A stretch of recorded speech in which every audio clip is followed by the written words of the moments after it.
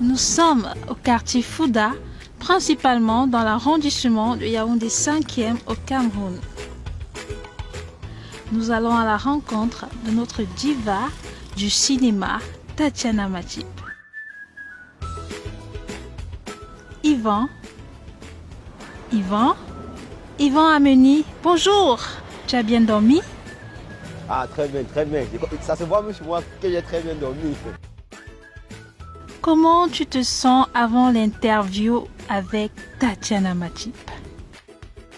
Il faut dire que la joie est débordante, la joie est même époustouflante parce que, vous savez, passer un moment avec les grandes figures du cinéma au Cameroun, on ne peut qu'être fier parce que, à la fois, elles vont répondre à nos questions, mais sauf qu'on va aussi également beaucoup apprendre sur l'histoire du cinéma au Cameroun. Donc, vous voyez que la joie ne peut que nous animer parce que Tatiana Matip, c'est quand même une grande vitrine du cinéma au Cameroun. Allons-y, allons à sa rencontre.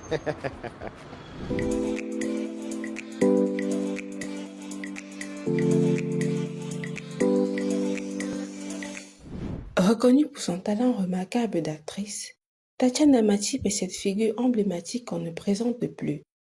Née le 5 janvier 1983 à Edea, c'est dans cette même ville qu'elle a fait ses études avant de s'inscrire en biochimie à l'université de Yaoundé 1.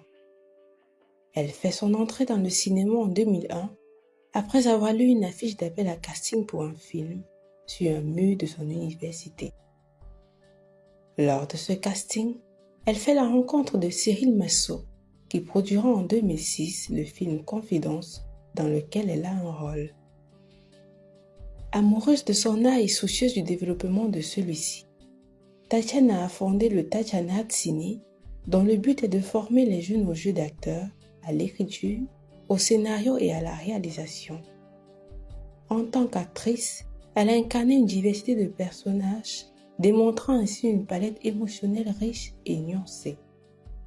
Elle a joué dans la série ivoirienne Le futur est à nous.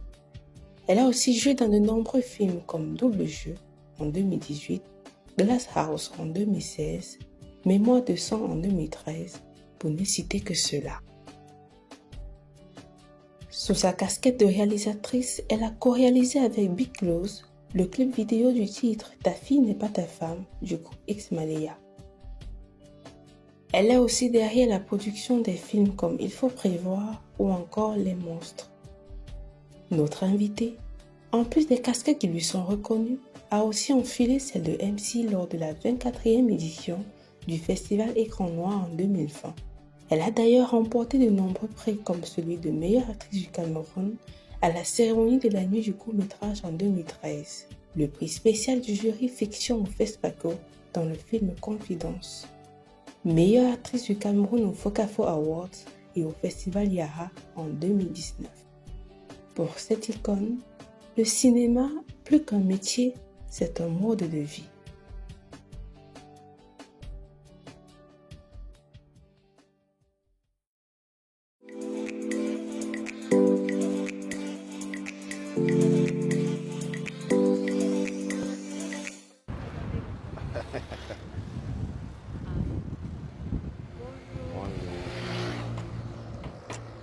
J'espère que tu vas très bien. Ça va. Ça va super bien. Tu es beau comme Oh, tout. merci, merci. Moi, je n'ai pas de micro, on ne m'entend pas, ça va.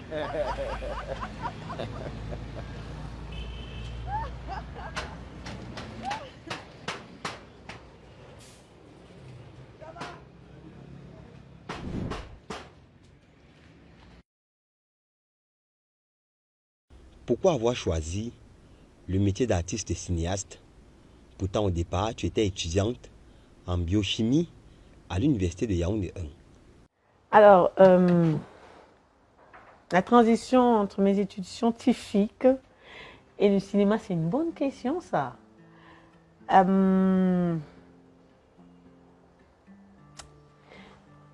Depuis la classe de la maternelle, je suis la couturière. Quand on arrivait à Edea, on connaissait la couturière. Edea, je crois, c'était Pongo, je ne sais plus comment ça s'appelle, l'école annexe, groupe 2. Il y a la maternelle là. Tout le monde me connaissait et à l'école et à la maison, dans le quartier, à la cité des cadres et partout dans les environs, on savait la couturière. parce que c'était spectaculaire ce que je faisais. Alors, enfin, d'après les gens. Alors, ensuite, en troisième, et avec M. Albert Florent Baïbedek, il y a une fille de troisième allemande 1 qui est venue me prendre pour m'amener au club théâtre. Je ne savais même pas que ça existait.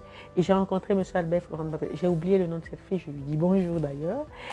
Et malheureusement, en interprétant mon rôle, enfin, le rôle, je ne savais pas que c'était le sien, je ne savais rien du tout.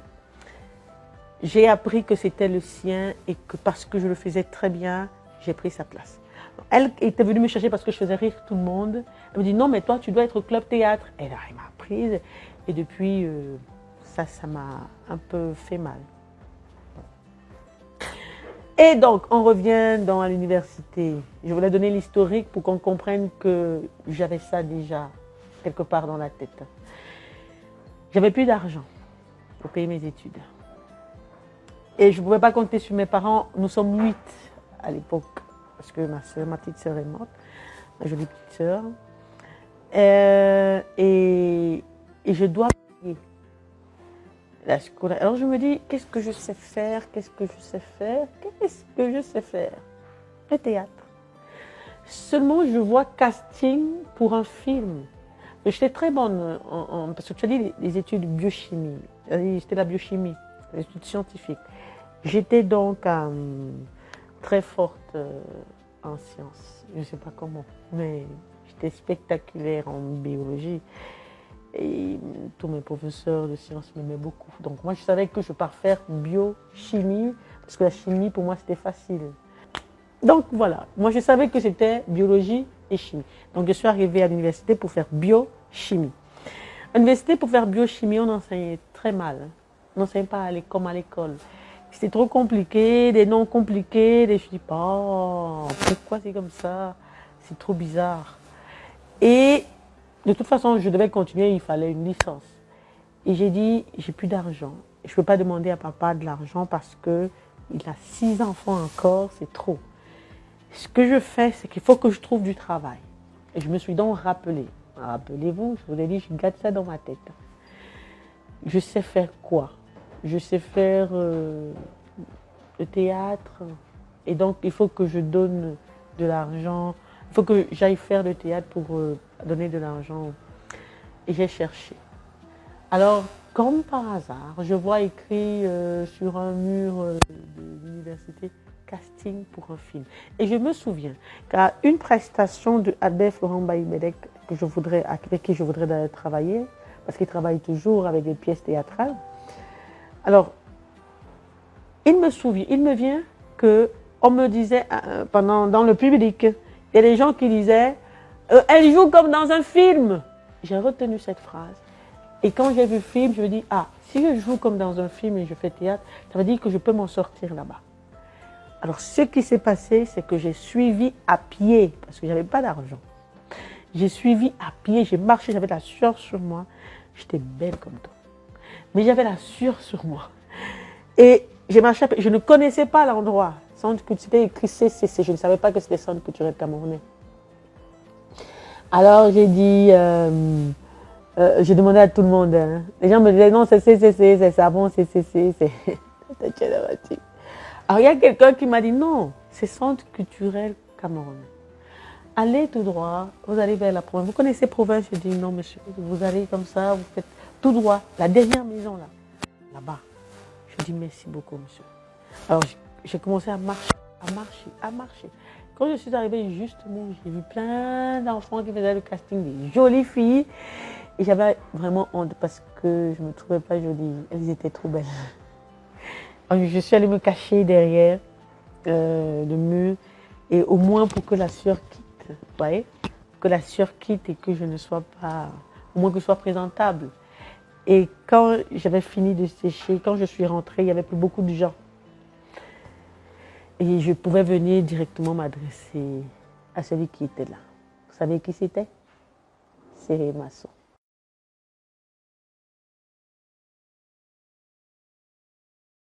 Alors Cyril, c'est le premier cinéaste que je rencontre de ma vie. Et on est resté vraiment un peu père-fille. Hein. Et Cyril, il me regarde et il me dit, ah, je crois qu'il était quand même, il a dit, wow, enfin, j'ai trouvé mon actrice en fait. Mais il l'a gardé en lui. Et il me regarde comme ça. Et il me dit, ok, vous vous appelez comment? Je dis Matipri Tatiana. Parce qu'en fait, c'est comme ça que je m'appelle. Il dit, très bien. Je vais mettre, il met mon nom, il dit, mettez votre nom là. Il dit, je vais mettre 3 étoiles dans votre nom. Je dis, pourquoi? Il dit, parce que vous êtes la première personne qui me demandait qu'est-ce qu'on fait ici. Parce qu'en fait, je lui ai posé la question. Il dit, de quoi il s'agit en fait? Je ne savais même pas ce que veut dire casting. Alors, il m'a expliqué ce que voulait dire casting. Là, c'était un truc, un casting pour une publicité. Et enfin, je ne connaissais rien. Et il m'a expliqué donc, ce que voulait dire casting. Et il m'a dit, si on ne vous prend pas, moi, je vais vous prendre pour mon film. Parce que je vais faire un film bientôt. J'ai dit, d'accord. C'est comme ça que il m'a demandé mon numéro. Je lui ai dit, j'ai pas de numéro de téléphone. J'ai pas de téléphone. Je n'ai même pas de téléphone. Attends. Alors, il m'a dit, moi, je vais vous donner mon numéro. Et puis, vous allez gardez bien mon numéro. Hein. Il dit, appelez-moi dans 2 semaines. J'ai dit, très bien. Alors, j'ai gardé ça comme un trésor, ce numéro. J'ai essayé de le retenir. J'ai gardé. Après 2 semaines, je l'appelle. Il dit, Tatiana, c'est toi? Oh, mais j'attendais ton coup de fil. Il dit, très bien, je viens te chercher. Reste là où tu es, je viens te chercher. Alors, il est venu me chercher, il m'a amené partout. Il me dit, je vais t'acheter un téléphone, mais ce sera dans ton salaire. Parce que j'ai dit, ah bon, je vais être prise. Il dit, oui, si tu réussis le casting. Il dit, ah, encore le casting. Ah.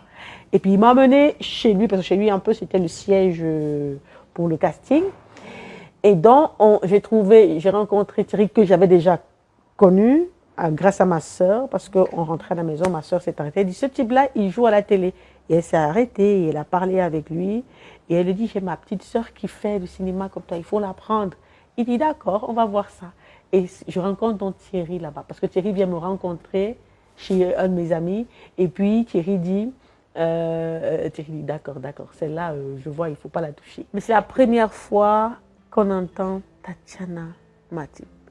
Cyril, au lieu d'écrire Matip Fried Tatiana, il a écrit Tatiana Matip. Jusqu'aujourd'hui, tout le monde m'appelle Tatiana Matip. Donc, c'est pas que c'était ma volonté, puisque je ne connaissais rien. C'était pas que ma volonté de mettre... mais j'ai compris après que c'est un nom de star. Il fallait un nom de star. Donc, Tatiana Matip sonnait bien, c'est ce qu'il a mis. Et je lui fais un gros bisou pour ça. Merci, Cyril. Ta rencontre avec le cinéaste Thierry Ntamak. Ah, Thierry Roland, oui. Alors, tu voudrais qu'on en parle? Thierry Roland,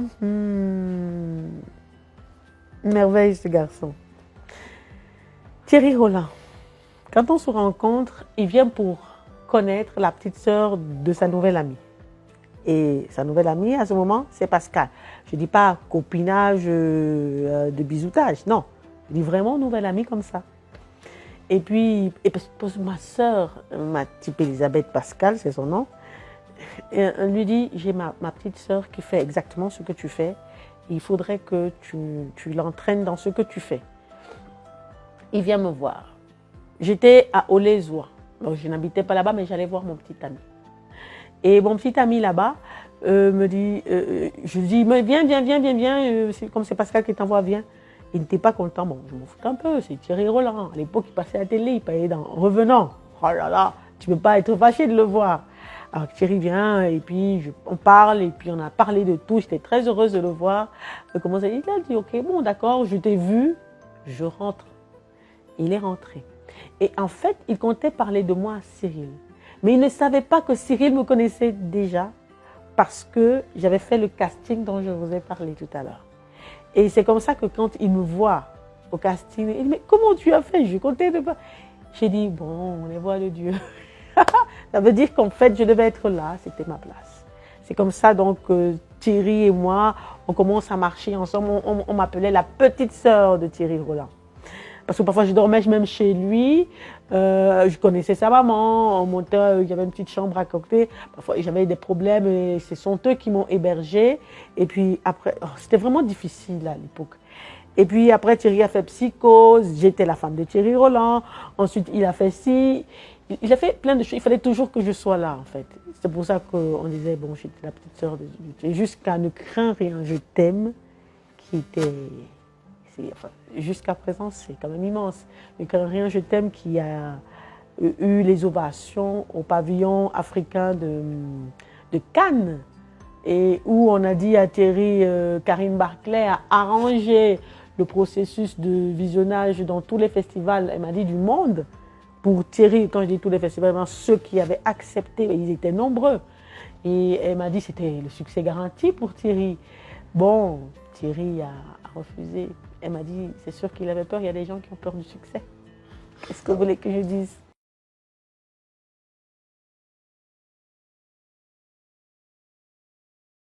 Alors, moi, je n'ai jamais eu de difficulté en tant que femme. Je ne sais pas. On dit toujours difficulté en tant que femme. Non. Difficulté, il y en a. En tant que femme, je ne sais pas. Difficulté, c'est qu'il faut qu'il y ait le matériel pour que les enfants se forment correctement. Parce qu'il y a parce qu'il y a ce matériel. Les enfants, ça, au moins, savent que, ok, il faut ouvrir le diaph quand on resserre l'écran, c'est-à-dire quand on prend en plan serré parce qu'il faut plus de lumière. Il faut baisser peut-être l'obturateur, ou augmenter l'obturateur si on veut prendre une scène où on bouge. Ça, c'est pour les techniciens, par exemple, pour les caméramans qui plus est. Pour les gars de son, ils savent qu'il faut augmenter le gars quand on a un problème. Quand l'acteur parle bas, ou alors quand l'acteur crie sur une scène ou sur un extrait, il faut baisser le gars. Ça, il faut leur dire ça, par exemple. Pour les plans de caméra, pour les réalisateurs, il faut dire, voilà, la valeur de plan-ci, elle dit quelque chose de précieux, de sérieux. Il faut prendre cette valeur de plan, par exemple, les gros plans. Toutes les catégories de gros plans. Ensuite, plan large, pour quelque chose, elle dit, ça rafraîchit un peu l'atmosphère. Ça, il faut leur apprendre ça. Je n'enseignais pas ça avant. Depuis que je suis entrée à l'école de réalisation, j'enseigne ça, réalisation et production, du feu docteur Alaka. J'enseigne ça, je suis obligée, et cours ciné, évidemment. Donc il y a ça, et pour le jeu d'acteur, c'est automatique. Jeu d'acteur, écriture de scénario. J'ai commencé ici avec 4 choses en 2016. Jeu d'acteur, écriture de scénario, critique de cinéma, et puis art oratoire. L'art oratoire que j'enseigne aujourd'hui à l'IFCPA. Oui. Donc, je fais ça à chaque fois pour que les gens... Et puis, depuis quelques années, ça s'est élargi avec la réalisation, avec la production, avec l'assistant réalisateur que beaucoup font, comme Thibaut Comba et tout. Ouais. Il y a des scénaristes qui... Ça me plaît, tout ça. Je dis à mes frères qui enseignent souvent, pourquoi on entend toujours parler des femmes qui se déshabillent chez vous, qui ont été engrossées ou qui ont été violées? Moi, je ne comprends pas cette histoire. Pourquoi ils ne peuvent pas rester calmes quand même? C'est quand même terrible. Moi, il y a un de mes enfants qui m'a dit, « Ma tati, je vais t'épouser. » Je lui ai dit, il faut venir.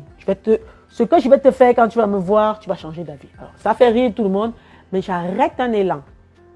Vous êtes enseignant. C'est à vous d'enseigner et le savoir-vivre et ce que vous faites. Donc, quand même, il y a des situations où il faut se faire respecter. Et que tu sois femme ou que tu sois homme, il y a des hommes, des femmes de valeur qui ont su se faire respecter. Alors, quand je dis ça, c'est pour revenir sur cet état d'esprit femme-homme. Vous savez, dans l'histoire des Noirs, on n'a pas de problème entre femmes et hommes. C'est ailleurs qu'ils ont la loi salienne, où la femme doit être réduite à, voilà, presque rien. Et la femme n'hérite pas, et la femme... Donc, ils ont vraiment un problème là-bas.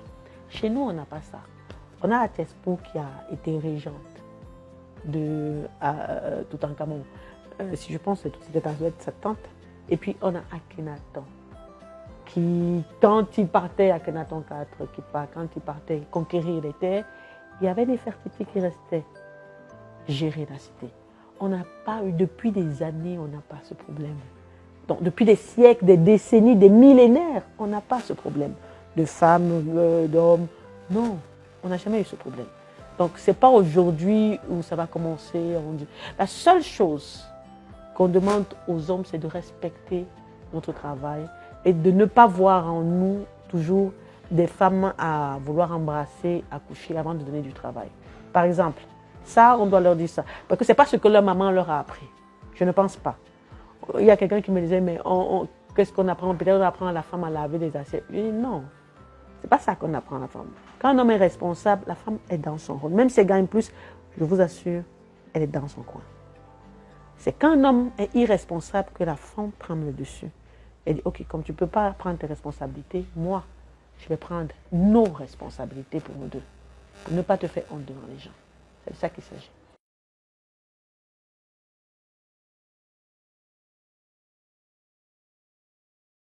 Aujourd'hui, il y a des tournages. Aujourd'hui, il y a une facilité de réseau où les gens s'en vont, ils se forment, ils reviennent. Ils reviennent. Ça, c'est le plus important. Ils reviennent se former. Par se former, ils reviennent apprendre de ce qu'ils ont été, de ce qu'ils ont su pour venir, pour les autres aujourd'hui. Donc, ils disent aux autres, voilà comment on fait. Ou alors, même s'ils ne le disent pas, ils sont là et ils travaillent et les autres regardent. Ça, il n'y avait pas ça avant. Et aujourd'hui, il y a plus de travail.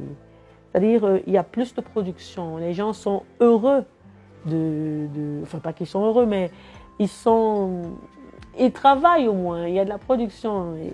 Et maintenant, heureux, parlons un peu, soulignons un peu heureux là. Est-ce qu'on est heureux dans l'industrie cinématographique camerounaise? Non, je ne pense pas. Il n'y a que les producteurs qui sont heureux.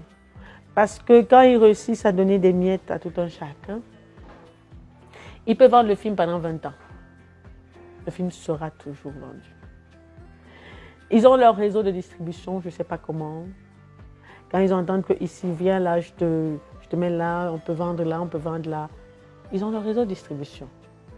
Et ils se battent. Il y en a, A plus nous a dit dernièrement, que non, il y en a qui se battent pour imposer. Et c'est ce que je vous disais dans les coulisses, que parfois, il faut se battre. Donc ça, c'est une partie des producteurs. Une autre partie des producteurs, ils se battent pour s'imposer, pour faire quelque chose, pour qu'on ait enfin confiance aux producteurs camerounais, parce qu'on ne leur fait plus confiance. Il y en a qui ont gâté le nom des Camerounais dehors, parce qu'ils disent qu'ils vont faire les films, et ils prennent l'argent et ils ne font pas de films, ce qui fait qu'on ne donne plus l'argent aux Camerounais pour ça. Et je me dis, c'est triste, parce que quand vous avez de l'argent, donnez au moins ce qui nous revient de droit. Vous ne pouvez pas prendre de l'argent, vous partez construire vos maisons, vos vies. Vous ne pouvez pas être heureux sans nous. Ce n'est pas possible. On ne peut pas être triste. Vous nous donnez peut-être 300 000 francs pour un rôle et puis vous ne nous inscrivez même pas. Vous avez dit toujours, non, ce n'est pas à nous de vous inscrire pour les droits voisins. Ok, mais les ayants droit, il faut au moins les citer là-bas et appelez-nous pour nous dire que voilà, on vous a cité. Il faut venir ratifier ou bien signer, faire quelque chose. Mais dites-nous au moins ça, pour qu'on ait les droits voisins du droit d'auteur. C'est un peu comme notre retraite. Mais un producteur qui ne fait pas ça, je ne vous mens pas, il est minable. Parce qu'il ne pense qu'à lui. Et il sait qu'il va vendre là-bas, il aura de l'argent. Et ce qu'il prend maintenant, qu'il utilise ce qu'on voit à l'écran, que deviennent-ils? Alors pour moi, il n'y a pas vraiment de producteur au Cameroun à cause de ça. Parce qu'un producteur qui n'est pas capable de penser à l'avenir de ses acteurs, pour moi, il n'y en a pas vraiment. Vous ne pouvez pas produire, vous ne pouvez pas, pour la production, c'est accoucher par exemple un enfant. Vous ne pouvez pas accoucher un enfant et le laisser à l'air libre. C'est pour qu'il meure, non? C'est la même chose. Quand on me prend pour faire un film pour la première fois, je connais quoi? Je vais vous expliquer. Rien. Alors si tu me laisses là-bas, qu'elle se débrouille, je vais mourir. C'est pour ça que la majorité des acteurs meurent. Parce qu'on ne prend pas soin de dire voilà ce qu'il faut faire. Voilà, on vous a inscrit ici. Allez prendre de l'argent là-bas. Si vous pouvez faire ci, faites ça. Si vous pouvez faire... C'est ça le rôle d'un producteur. Le rôle de producteur, ce n'est pas le rôle d'un commerçant. Le commerçant s'occupe de prendre seulement de l'argent. Il s'en fiche du reste. On n'est pas des marchandises. On est des êtres humains. Et si ils ont opté pour être des producteurs, il faut qu'ils se comportent comme des humanistes. Voilà. Pour moi, il n'y a pas de producteur au Cameroun.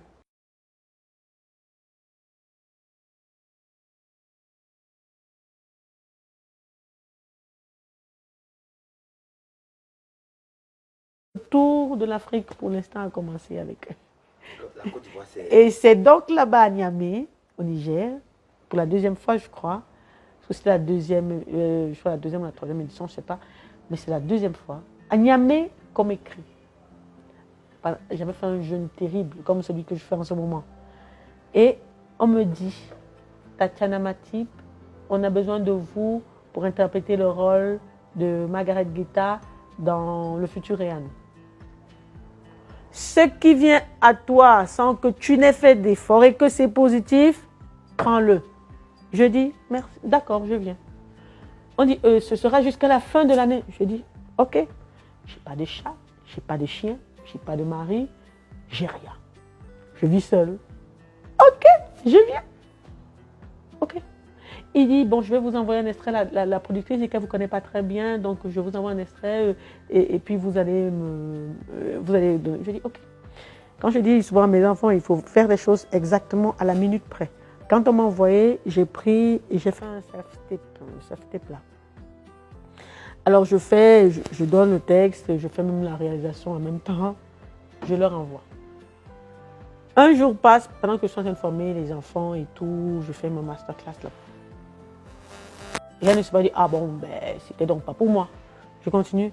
Le lendemain, à midi, on m'appelle et on me dit, bravo, Tatiana Matip, vous avez été prise pour le rôle de Margaret Guetta. Je dis, ok. Il dit, voilà le contrat, il faut que vous signiez pour que je vous envoie toutes les données. Je dis, d'accord. Quand je signe, j'envoie visa, billet d'avion.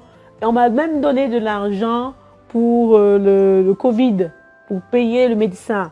Pour le Covid, avoir dans le quitus, je ne suis pas malade, et partir. Tout était réglé. Il suffisait juste que je prenne l'avion. On voulait même me payer le billet d'avion de Niamey au Cameroun, de Niamey à Abidjan. J'ai dit, je veux rentrer chez moi d'abord. Et quand je rentre, je ressors. J'ai pris le même avion, l'avion qui venait me laisser, et le même avion le lendemain pour partir à Sky. C'est à Sky qui m'a pris. Voilà.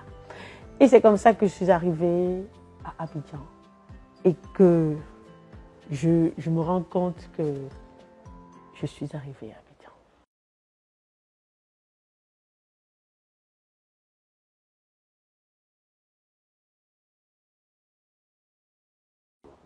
Alors, Tatiana Art Ciné, c'est pour former les jeunes pour que demain, ils soient quand même aguerris de la situation cinématographique camerounaise, que ce soit du côté artistique comme du côté technicien.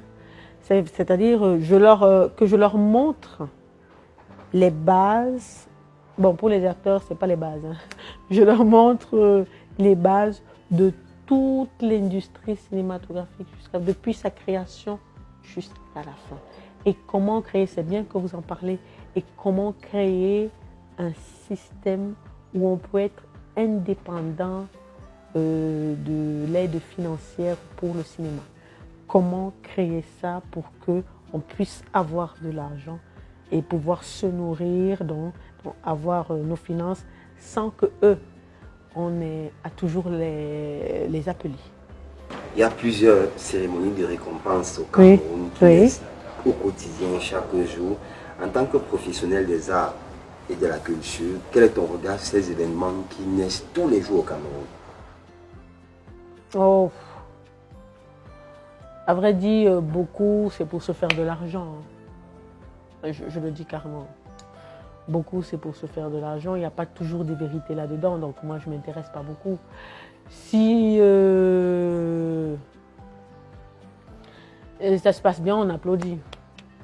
Si ça se passe pas bien, on dit « Oh, bof, c'est pas grave, on applaudit ». Mais ça ne change rien à la vie d'un artiste. Un artiste va rester un artiste. Et comme je disais tout à l'heure, il faut qu'il se distingue à l'extérieur pour qu'on sache que oui, il a véritablement gagné ce qu'il a gagné là. Vous voyez? Donc peu importe les prix qu'on va vous donner au Cameroun, c'est bien beau. Mais ailleurs, est-ce que tu gagnes des prix? Pour moi, c'est ailleurs qu'on sait que... Et si on te donne un prix que je dis oui, voilà quelqu'un qui a gagné un prix. Voilà quelqu'un qui mérite ce prix.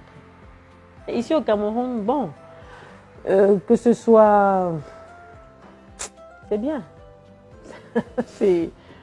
Depuis un temps, je ne considère pas vraiment. Il y a des awards qui naissent, qui sont vrais. Il y a certains quand même, sont très peu qui sont vrais, mais la grande majorité, c'est pour faire leur... Ils s'en fichent, quoi. C'est juste pour faire quelque chose que les autres ont fait. Ce n'est pas plus grand, ils ne se distinguent pas, ils sont tous dans la mélasse, là, comme ça, ici. Je dis trop de vérité, c'est pas bien. Voici quelques figures de l'art cinématographique au Cameroun.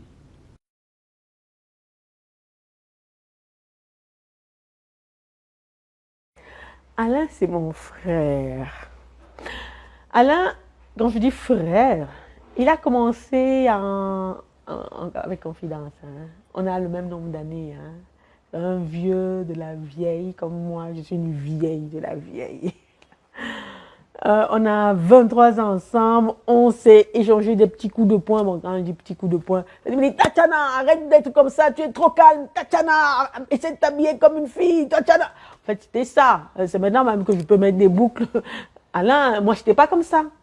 Donc, Alain s'est battu pour que je sois un peu ouverte aux gens, ouverte à la vie. Moi, je n'ai jamais été comme ça. Moi, j'ai toujours été dans mon coin. Enfin, vous voyez les réseaux sociaux, je ne publie pas. J'ai toujours été dans mon coin en train de de créer mes stratégies pour définir demain et d'essayer de survivre. Parce que tellement c'était pas waouh. Quand je dis c'était pas waouh, j'étais pas aisée qu'il fallait que je passe par des épreuves pour pouvoir arriver. Donc je ne pouvais pas me permettre certaines choses. Et je ne voulais pas, je voulais plaire à Dieu et je ne voulais pas sortir avec les hommes et coucher avec la main pour avoir de l'argent. Non, je voulais me battre pour pouvoir arriver à travailler. Et Alain et moi, Alain, lui, vivait. Il a toujours été... Et on est resté très proches. Donc en ce moment, on se titille toujours et c'est toujours avec beaucoup d'amour.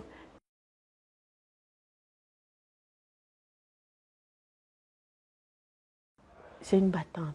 Elle se bat avec les moyens qu'elle a parce qu'il n'y a pas d'école de cinéma, il n'y a rien. Mais elle s'impose à sa manière dans le monde du cinéma. Et j'ai vu Bataille des chéris, mais j'ai apprécié. Quand j'étais à Abidjan, j'entendais l'affaire des Camerounais me revenait, oh, c'est pas bien fait. Mais quand j'ai regardé ça, parce que Ebenezer m'a donné le disque dur, me dit, regarde. J'ai regardé les 300 épisodes. J'ai trouvé ça magnifique. Moi, j'ai encore pour... c'est vrai que je ne regarde pas les films de l'Afrique du Sud, les téléfilms de l'Afrique du Sud, mais ce que j'ai vu là, c'est un chef-d'œuvre. C'est un chef-d'œuvre. Elle a eu le Sotigui. Voilà quelqu'un qui mérite le Sotigui, quoi. Ulrich. Alors, Ulrich, c'est... Aïe, aïe, aïe, aïe, aïe, aïe, aïe, c'est un trésor. C'est un amour. C'est... Ulrich m'a appelé une fois pour la petite histoire. Il me dit, Mathé. Je dis, oui, Ulrich. Il dit, Mathé, je veux que tu joues là avec moi. Je dis, ok, Ulrich. Il dit, bon, il faut venir alors. J'ai dit, Ulrich. Je sais que moi, je ne travaille pas sans le scénario. Il dit, ok, Mathé, c'est même comment avec toi. J'ai dit, Ulrich, j'enseigne le scénario aux gens. Tu ne peux pas me dire de venir interpréter le rôle sans scénario. C'est comment avec toi? Il dit, ouais, Mathé, attends, on va chercher le scénario, on va t'envoyer. Ulrich a cherché le scénario pendant 2 semaines. Il m'appelle peut-être 3 fois ces 2 semaines. Il dit, Mathé. J'ai dit, oui, Ulrich. Il dit, Mathé, il faut venir, non? Est-ce que le scénario là, on va venir faire ça? Il dit, Ulrich, envoie-moi le scénario, je viens. Pourquoi Ulrich me donne le scénario là? Donc, Ulrich, c'est un trésor. Tu vois, dans toute cette gloire qu'il a, il est d'une humilité sans pareil. Allez, il va vous faire quelque chose de magnifique, de somptueux. Après, quand tu le vois, il te dit, la main, c'est quoi? Tu te dis, mais c'est Ulrich qui était là-haut, là, qui m'a dit. Mais après, il devient tout petit. C'est un trésor, ce garçon. Waouh. Tu vois, pour moi, je me dis, c'est un véritable exemple pour les jeunes. Et tu sens qu'il y a une aura positive autour de lui. Tous ceux qui ont travaillé avec lui réussissent toujours. Dans la grande majorité, hein, tous ceux qui ont fait quelque chose avec lui. Et c'est ça la positivité de son esprit. C'est ça qui fait de lui un véritable trésor. Donc chacun qui y va, qui s'en approche, s'abreuve quelque part. Et c'est la plus belle chose qu'on puisse être quand on est artiste. Oui, l'humilité et le trésor. As-tu déjà bénéficié des subventions dans la production de tes œuvres? Non, moi je n'ai pas encore fait de véritable production cinématographique. Les productions que je fais sont encore écoles. Elles ont des productions des enfants juste pour leur permettre d'entrer dans ce que je leur dis de faire, de pratiquer ce que je leur dis de faire. Ça veut dire que je leur dis de créer des idées. Quand ils créent des idées qui ne correspondent pas, j'arrange les idées. J'arrange les idées, je forme et je construis, comme je vous ai montré, je faisais du script doctoring là, dans un scénario pour qu'ils connaissent, qu'ils sachent au moins comment construire. Je leur dis, voilà l'erreur, voilà ce qu'il faut faire, voilà. Alors, je leur dis tout ça. On construit un scénario, peut-être une série à gags pour eux. Vraiment, ils doivent se détendre d'abord. Pour moi, ce n'est pas encore un film, c'est un amusement. Qu'ils le fassent avec des téléphones, qu'ils le fassent avec des fausses caméras, des caméras petites, des petites caméras et tout. Qu'ils le fassent, mais qu'ils fassent quelque chose. Pour que quand ils se regardent, qu'ils se disent, bon là, il ne faut plus que je fasse ça, hein, c'est pas bon. Là, il ne faut plus que ma telle, elle avait raison, il faut que je fasse comme ça. Donc, ce n'est pas encore des productions, je ne peux pas prétendre. C'est ça que quand on dit productrice, c'est un peu too much. Mais bon. Puisqu'on le dit, je vous ai dit, je le prends, je ne dérange pas. Demain, quand je ferai le film, ce sera déjà écrit que je suis productrice, je ne vais plus aller le dire, et ben basta, voilà en fait. Donc c'est un peu ça. Donc moi, mon souci, c'est de former d'abord.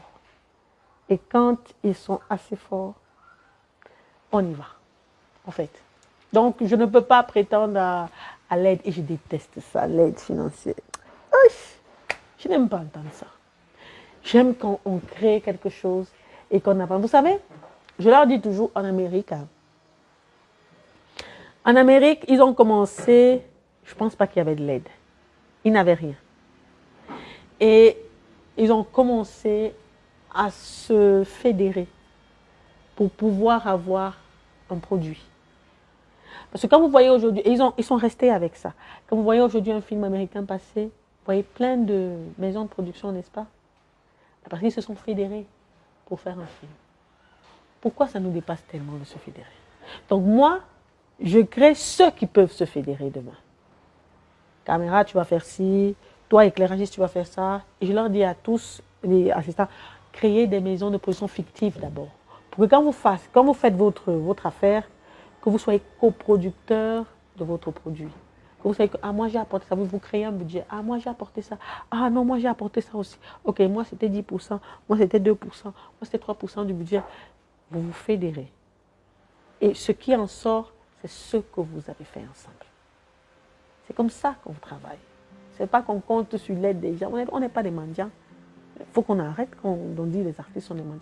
S'ils veulent nous donner l'argent, qu'ils nous trouvent en cours de route en train de travailler, pas qu'on va demander pour faire quelque chose. Non, on travaille d'abord. Et puis quand ils voient, en fait, les gars, on a vu vos films. Oui, qu'est-ce que vous voulez?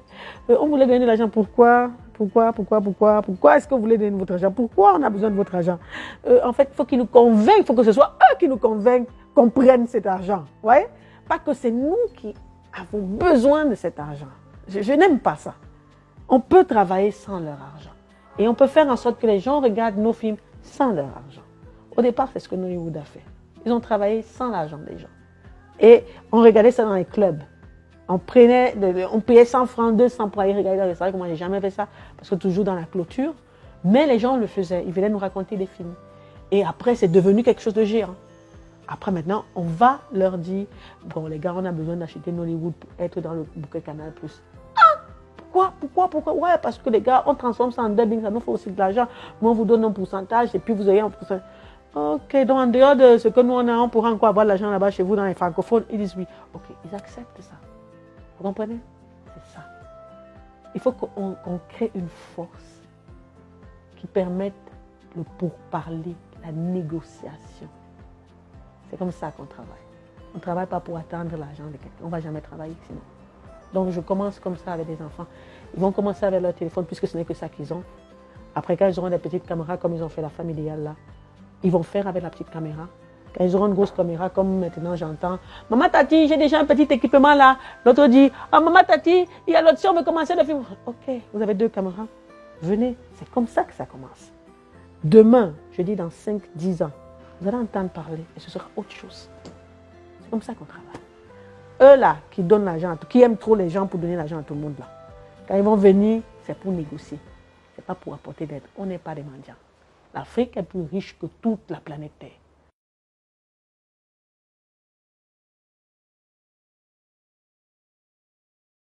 Oui.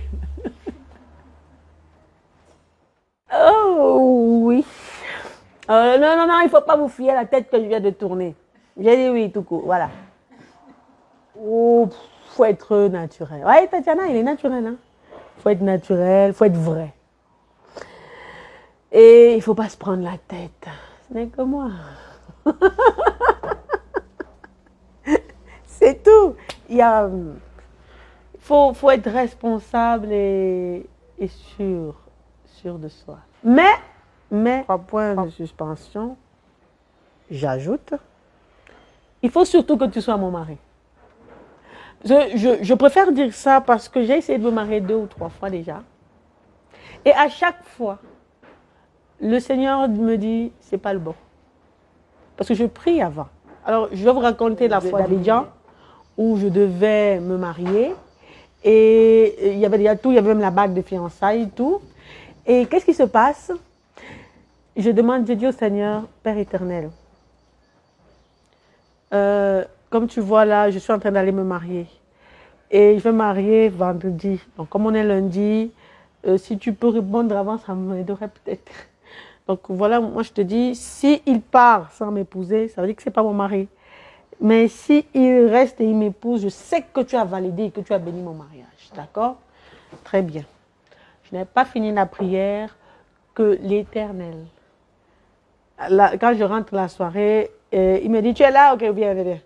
Je m'assieds, il me dit, bon écoute, il y a un problème, mon gouvernement m'a appelé, je dois partir.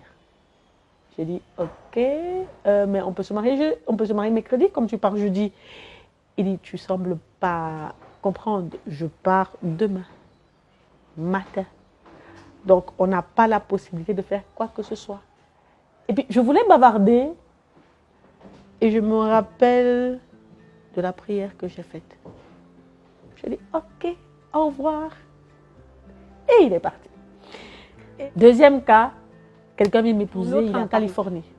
Le Californien, il arrive, je prends tout un avion pour aller le voir.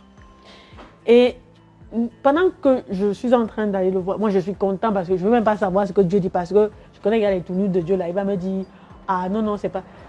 Pendant que je prie la Sainte Vierge Marie, maman me dit, elle me montre dans un rêve, comme tu parles là, c'est pas ton mari. Hein. Elle me montre l'enfant que je dois avoir et la teinte de l'enfant me montre que c'est pas lui mon mari.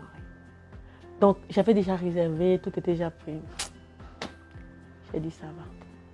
Je suis quand même arrivée au Cameroun et justement le type pour m'aider, la maman, la Vierge Marie dit carrément, lui fait dire non, on ne se connaît pas encore, donc je dis gloire à Dieu, je n'ai pas eu besoin de faire d'efforts, donc tout va bien. Ok, bye bye, au revoir. Troisième cas de mariage. Il est à Paris, il veut venir m'épouser, il a tout préparé, il a payé le billet d'avion, tout. Tout le monde à la famille, on a appelé la famille et voilà, c'était magnifique. Tout le monde sait que le 13, il arrive. Je fais ma prière. Je dis, Seigneur, si ce n'est pas mon mari, le 13, là, je ne veux pas le voir. Si c'est mon mari, il vient, je l'épouse et on sera ensemble. Et je te rends grâce parce qu'enfin, tu auras accepté quelqu'un que tout le monde aussi a accepté. Le 13, il n'a pas pu venir. Avec le billet d'avion et tout. Il dit, oh, mais j'ai eu un problème. Je dis, viens. Même si tu marches à pied, je vais faire les légumes, on va se battre, et puis tu vas rentrer. Il dit, je ne peux pas venir sans argent.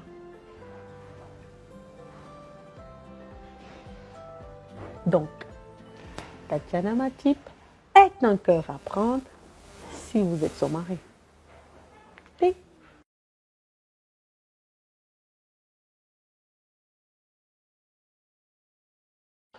Je n'ai pas accouché. Mais je suis, j'ai adopté un enfant. Il s'appelle Alaka Matip, fils. C'est mon bébé. Et tous mes neveux sont mes bébés. Et tous les enfants que j'enseigne au musée national sont mes bébés. Vous allez toujours entendre maman, tati, maman, je fais comment, maman. Donc, voilà, ce sont mes enfants. En gros, je dis toujours, Seigneur, ouais, j'appelle la Vierge Marie, maman Marie, il faut que tu me donnes assez d'argent, il faut que tu pries Jésus-Christ pour que j'ai assez d'argent pour nourrir tout le monde quand ils viennent se plaindre. S'il te plaît, je t'en supplie. Pour que je puisse avoir de l'argent moi et avoir de l'argent pour eux. Sinon, je n'aurai jamais même une voiture pour continuer de me balader. Tu te rends compte? Et puis, je crois qu'elle dit, ok, je vais réfléchir à ça. Bon, je vois, voilà, quelque sorte, c'est ça. Donc, oui, j'ai des enfants.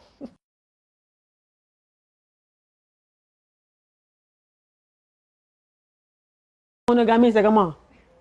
C'est comment? Monogamie, oh.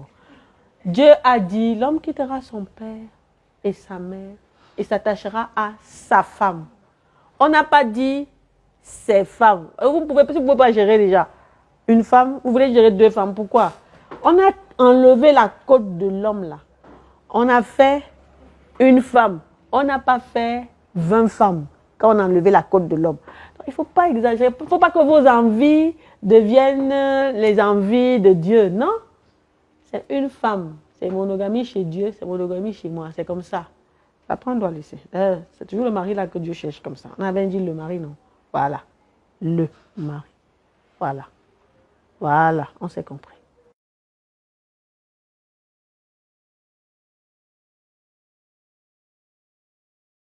Moi, en tant que people, je suis people. Ça veut dire quoi, people? Bon, d'accord, ça veut dire peut-être toute personne publique. D'accord, mais chacun a sa manière de faire les choses. Chacun a sa spontanéité. Tout à l'heure, je vous ai parlé de ma spontanéité. Moi, je suis fermée. Je vis mes choses, j'intériorise ce que je fais. C'est très difficile de me voir m'exposer. Et quand je m'expose, c'est pour dire quelque chose qui va faire avancer les autres. Si je parle de Dieu, par exemple, dans ce que je dis, ça veut dire que ce que je dis, si on m'écoute, va aider tous ceux qui ont écouté ce que je viens de dire. Donc, on n'a pas besoin de montrer qu'on est grand avec ce qu'on présente. Ça veut dire qu'on a encore quelque chose qui nous manque. C'est ce que je pense. Quand on est grand, on fait les choses et on est calme. Les gens découvrent qu'on est grand. C'est comme ça. Donc, s'ils ont des choses à prouver,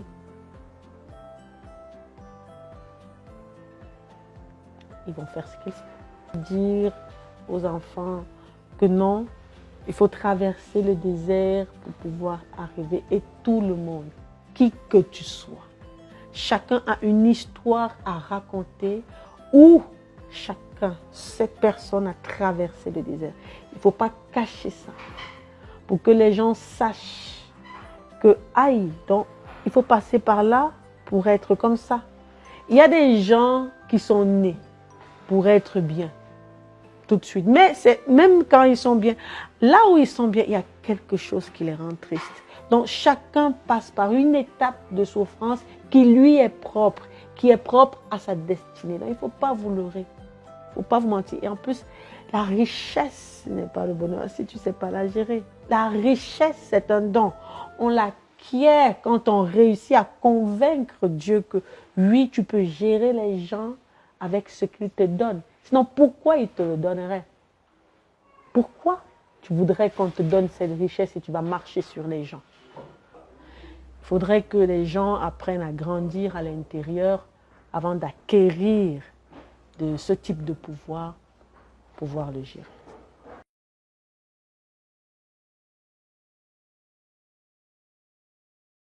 Ah mais c'est bien, s'ils s'aiment, ça va. S'ils ne s'aiment pas, ça ne va pas, ils vont se séparer. Donc voilà. Moi, je vois pas, pardon. Je dis système, moi, je vois pas de problème à ça. S'ils se sont dit, c'est comme un autre Alain Beaumont et sa femme, Michel. Ce sont des personnalités publiques. Ils s'aiment, ils ont décidé de se marier. C'est appréciable. Nous, on va applaudir jusqu'à ce qu'ils soient vieux. On va continuer d'applaudir. 50 ans de mariage, on va applaudir. C'est magnifique. Si vous n'êtes pas amoureux, pourquoi vous vous mariez? Pourquoi? Donc, moi, je trouve, tant qu'il y a de l'amour, ça va, il n'y a pas de problème. On ne peut que vous encourager. Il est bien dit pendant la cérémonie que celui qui doit dire quelque chose le dit maintenant ou bien qui se taise à jamais. Comme ils sont déjà mariés là et qu'ils sont amoureux et aimés. Moi, je me tais, on n'a plus rien à dire. Ça veut dire que vous aimez, vous êtes bien. Ça va.